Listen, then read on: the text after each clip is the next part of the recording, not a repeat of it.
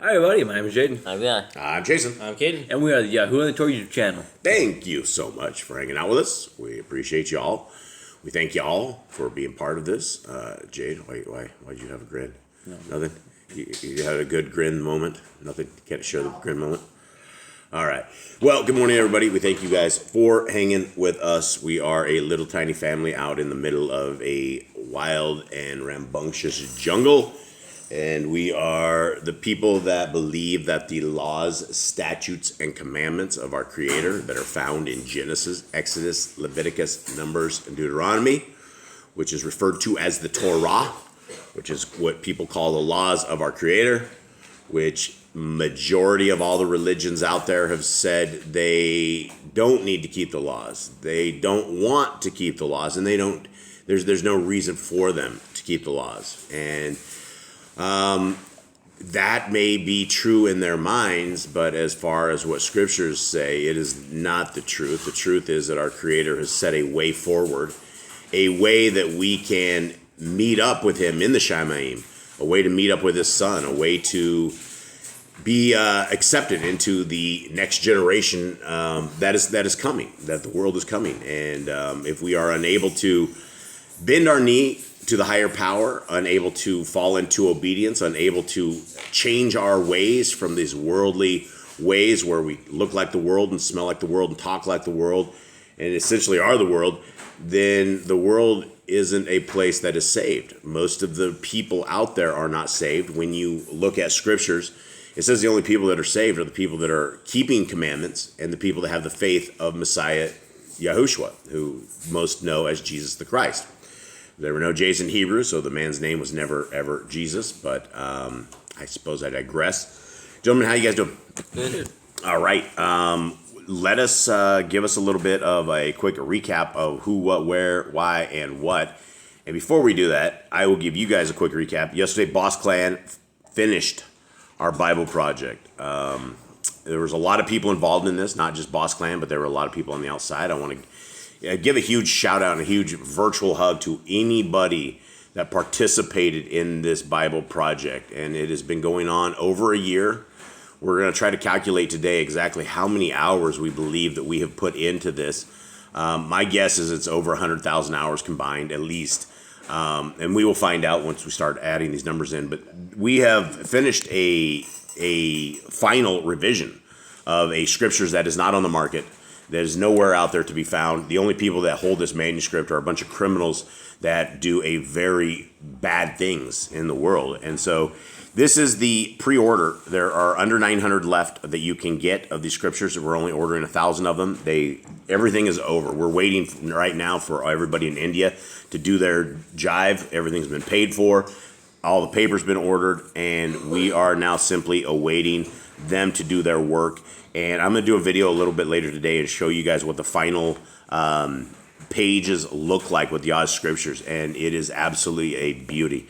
It is a thing of beauty. And Miss Nicole, my wife, has been working so hard on this. And she's become the Microsoft Word wizard. She has become this she's not exactly a wizard, I'm just saying this, you know what I'm saying. But she has become the master at Microsoft Word, the master at PDF making and all of these things. And it is a work of art that I believe will impress our Creator and His Son. And hopefully you guys out there, it is available. This is the only version that we're going to be doing is large print. And it came out to 3,153. 153 pages is what we have on that. So 153 is a special number that is throughout scriptures, not throughout, but in several places in scriptures. And it's something that we have a site called 153news.net. We have always been, we used to have a retail store, and we had that. It was a organic food store. We called it 153 Whole Foods. We have always put our banner under 153, and it was just really interesting that after it was all said and done, the final page count was 3,153 is what the total number of pages is.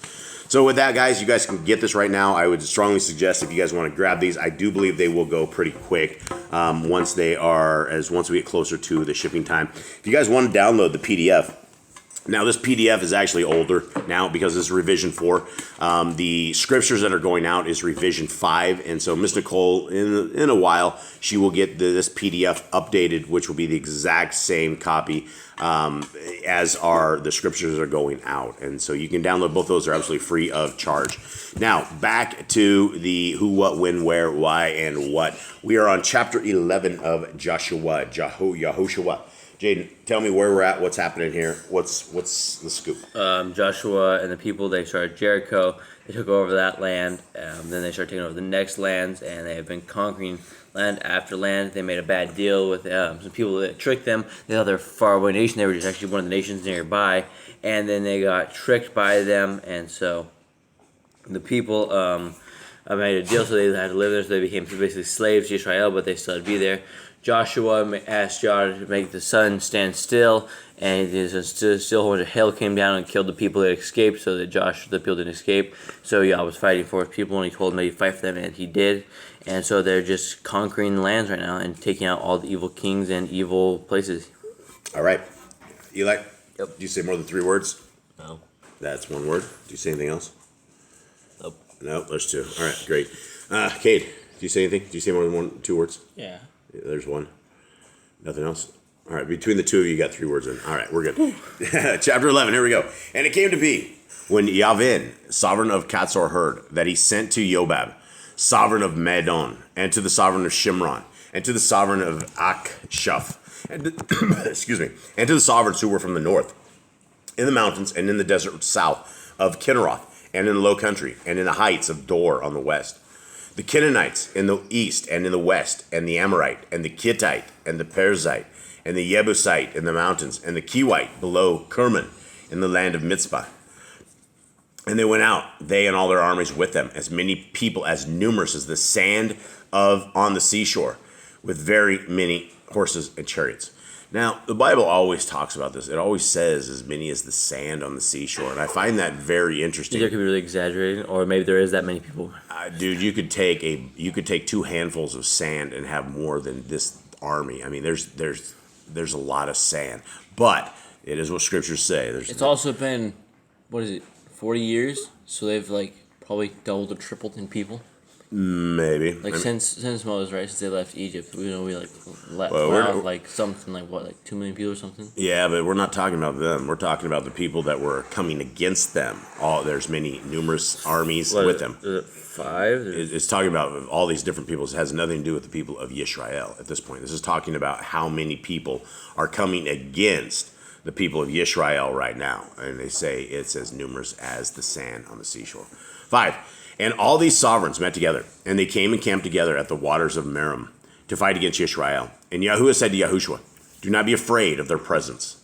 For tomorrow about this time I am giving all of them over to Yisrael, slain, hamstring their horses, and burn their chariots with fire. That's an interesting command, hamstring their horses. The muscle in the leg. Yeah, muscle in the leg is very interesting what they're going to do with the horses. 7. And Yahushua and all the soldiers with him came against them suddenly by the waters of Merom, and they fell on them. And Yahuwah gave them into the hand of Yisrael, and they smote them and pursued them to great Zidon, and to Misvaroth, Maim, and to the valley of Mitzpah, eastward. And they smote them until no survivor was left to them. And Yahushua did to them as Yahuwah said to him. He hamstrung their horses and burned their chariots with fire. Now, if you hamstring a person, you are essentially putting their hands behind their back and their feet up, and you tie their feet. You put them on their stomach, and you put their feet. Brother Glenn would know exactly. I'm sure Brother Glenn, in his world of soldiers, have hamstrung many a people. People, when you are sitting, I'm just saying, Brother Glenn is the only dude who I know of that is a professional soldier that has probably been in all of this stuff. Now, I don't know why they would hamstring the horses, but when you hamstring a person, it's because they are being uncooperative, and you need to put them in a position that you can just move them like a bag of luggage. And so when you do that to a person, they're essentially on their stomach, legs up, their legs going back up towards the rear end, and then you take their hands behind them and you tie everything all together. Then you just kind of lift them, and they can't really do anything when they are hamstrung. Now, why they're hamstringing the horses, I do not know. Maybe people can't have if they escape, they can't run the horses and try to flee. I do not know. I do not know why they wouldn't just if they were trying to, I don't know if they were, trying to hold the horses or trying to kill the horses or what exactly in the world they were doing with the horses. So I don't know. Anyone have anything? Anyone? Any thoughts there? I have no, unless they're trying to stop it. So Yeah, I'd be just, staying on the horse. just in case. Yeah, you would think that, but maybe the horses are loyal. I don't know anything. Maybe I'm missing something big. So I'm sure Brother Glenn will chime in here for our understanding, and I will bring this to you guys tomorrow if he brings us anything interesting. Okay, 10. And Yahushua returned back at that time and captured Katzor and smote his sovereign with the sword, for Katzor was formerly the head of all those reigns. And they smote all the people who were in it with the edge of the sword, putting them under the ban. He did not leave anyone breathing. Then he burned Katzor with fire. Now, this is interesting on this. Why is this? We've heard of everything being put under the ban, everything being destroyed. Why are we hamstringing the horses and the chariots and destroying the chariots with I don't fire? know. Sometimes we keep stuff, sometimes we don't. Maybe this time it's like another This might test. not be like all the people from the land. This might just be like only the army. So if they destroy Well, this is we're talking the army that has come against the people of So Yisrael. if like something happens, people could send all their stuff back to the other people, like finish up the war. So they destroy all their stuff. They have no supplies or assets left. I'm not so sure a horse is going to be okay being hamstrung. I don't know. How are they gonna do that? How is it strong? I feel like How would you even do this? I feel like you would Maybe just, we're missing I feel something. like you just tie his legs in front of him. You know, like when you tie a cow to like transport them. You just tie their legs together. Yeah. I don't feel like they're flexible enough for this. How well does it do when we've tried we've tried to technically hamstring a cow? How did that go? We did Mr. Ed. We technically hamstrung him almost. We killed him, unfortunately.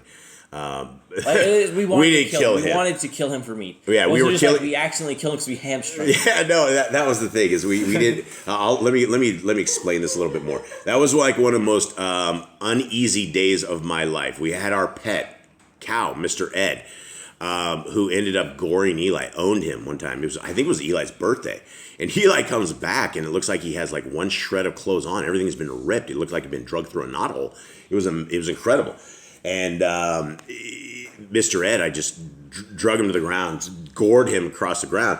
And I was like, well, Mr. Ed, you got to go. Well, the thing is, we only have a shotgun down here. We have a legal shotgun. And I was very uncomfortable ending a cow's life with a shotgun, knowing what shotguns do. So we had this guy, this jungle guy, who was supposed to, we thought he was going to take a rock, knock Mr. Ed out, and in his life, and we would just chop the cow up. It was all would be good. We get out there, and this guy has Caden holding one rope, me holding another rope, and we pull, and then he throws this sword in the middle of Mr. Ed, right into like an artery, and we're sitting there. Caden and I are looking at each other, and the cow is trying to run away, and it's not something you just don't manhandle cows like this. You literally have to tie them up. So I don't know anything about this hamstring and the horse thing.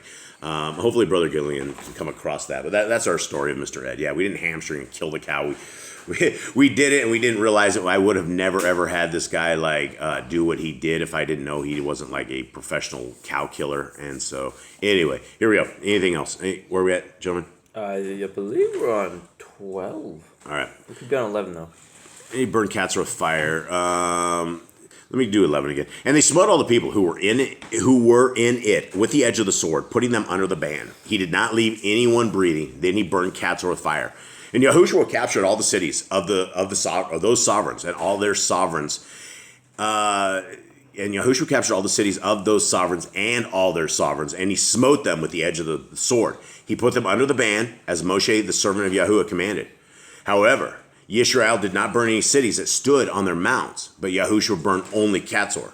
And all the spoil of these cities and the livestock, and the children of Yisrael took as booty for themselves. But they smote every man with the edge of the sword until they had destroyed them, and they did not leave anyone breathing. And Yahuwah had commanded Moshe, his servant. So Moshe commanded Yahushua, and Yahushua did.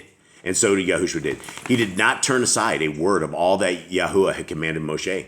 Then Yahushua took all this land, the mountain country, and the Negeb, and all the land of Goshen, and the low country, and the desert plain, and the mountains of Yisrael, and its lowlands, from Mount Kelek that goes up to Seir, and as far as Baal Gad, in the valley of Lebanon, below the Mount Kerman.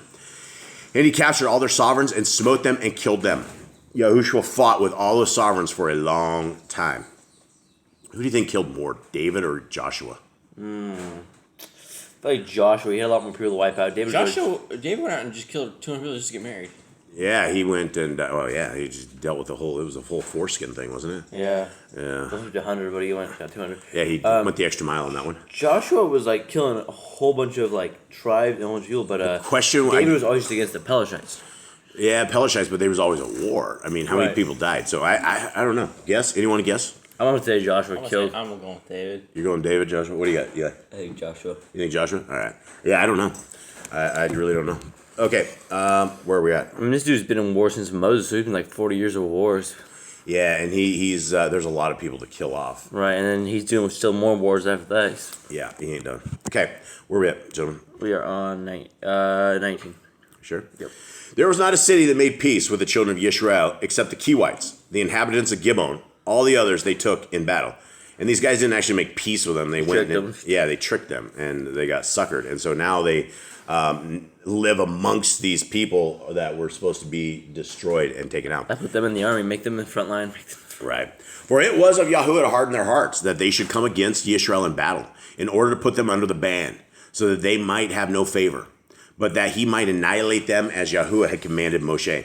And at that time, YAHOSHUA came and cut off the Anakim from the mountains, from Kebron, from Diver and Eneb, and from all the mountains of Yehuda, and from all the mountains of Yisrael. YAHOSHUA put them with their cities under the ban.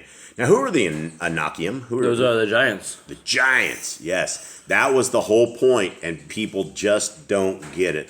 They're like, oh, your creator is a bloodthirsty, bloodlusting, crazy person. How'd you go kill everybody? You know, that's unfortunately what people think when they don't actually read scriptures, when they don't figure out that our creator was trying to save us. He was trying to save humanity from the giants and the corrupted DNA. Okay, 22. There were none of the Anakim left in the land of the children of Yisrael. Only in Azza, in Gath, in Ashdod, some remained.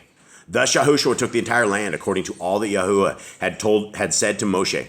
And YAHOSHUA gave it as an inheritance to Yisrael according to their divisions by their tribes. And the land rested from fighting. All right, so there we go. The land rested from fighting So they get a little break for a moment. Yeah, they get a break. A lot of people dead, a lot of people dying. And the hand of our creator is obviously all over this, dealing with this, or you wouldn't be able to take out all these giants and all these huge people. I mean, these people aren't even like real soldiers, right? We're not even, I mean, they may have been at war. Like shepherds. Yeah, they were originally shepherds, and now they're, well, you know, it's been years later, but I as far as being like actual trained soldiers, I don't know if that was them. I don't know if they would have the capability to actually even fend for themselves if Yah hadn't taken care of them. Yeah, no, if he wasn't protecting them, they would be very doomed. Yeah. All right, everybody. Well, that's it. Before my dogs blow out here, it looks like they're getting a little antsy here. Much love to everybody. We hope you guys have a wonderful day. Thank you guys again for being part of this reading that we do. We love you all. Have a good day. All right, shalom.